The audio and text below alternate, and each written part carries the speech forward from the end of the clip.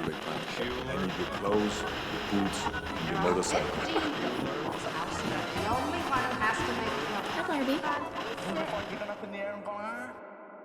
You know, the new Jack Slater opens this weekend at the Odyssey. Good morning, Odyssey, from your friends here. A heart-wrenching odyssey into paranoia. The Odyssey. The Odyssey. Yeah, actually, bagpipes are mentioned in the Odyssey. Tell you what an Odyssey that has been. An Odyssey. It was all part of Love's Odyssey. Odyssey? The Odyssey. The Odyssey is a book about a journey. What is it? The Odyssey by Homer. Do what your namesake in Odyssey did. Y'all like some Space Odyssey wannabes? Oh, Houston, this is Odyssey. I don't know what I'm gonna be into 10 years from now. For what, like 10 years? The last 10 years, I was the only one telling the truth. Like 10 years. 10 years? 10 years! 10! That's 10 years? You guys have known each other, what, 10 years? It's 10 years. I hadn't heard her voice in 10 years. 2 kilos. What is that, 10 years? For 10 years and a day you have searched. 10 years, man! 10! I wonder where 10 years went. If I was just born 10 years later, I would have been the coolest person ever. I'm coming from 10 years of intense competition with the best athletes in the world. I was married to him for 10 years. Before I knew it, 10 years had passed. 10 years old. You know what they call it? Call it a decade.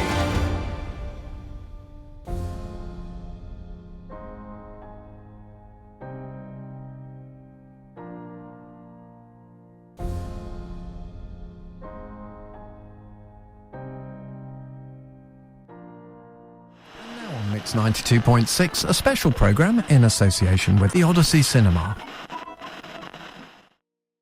The history of the Odyssey goes back to 1908, in fact, over 100 years. It starts with a gentleman called Arthur Melbourne Cooper, who was the son of a local photographer, but as a young man he was drawn towards cinema, which was a relatively new technology then, of course, and particularly he was doing pioneering work in stop-motion animation.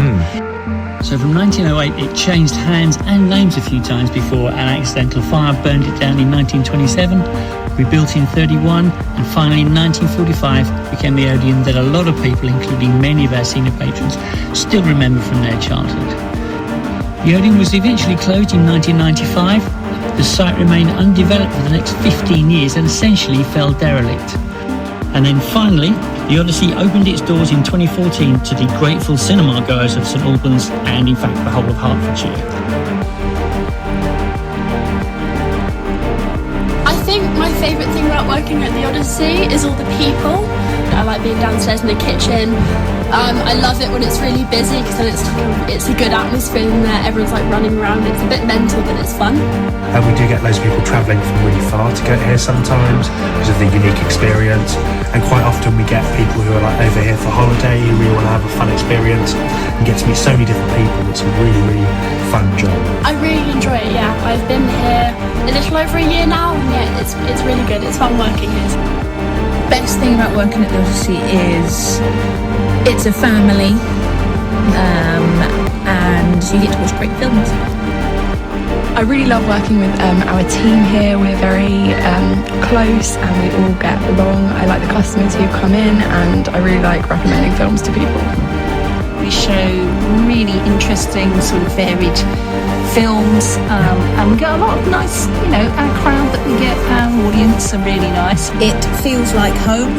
I used to work back here in 2015, and I left for about 6 years, and now I've come back again because I missed it so much and I enjoy everybody I work with. It's a bit of a family, and it's quite small staff, and I also really enjoy working with customers, especially when new people come into the Odyssey. It can be quite exciting to see their reaction to what the building and the place is like. I mean, it spoilt me for other cinemas now, but I don't want to go to other cinemas. I mean, this is one of the greatest things, one of, the jewels of St Albans. I mean, we live 5 minutes away, and whenever we think of moving, this is one of the reasons. We don't.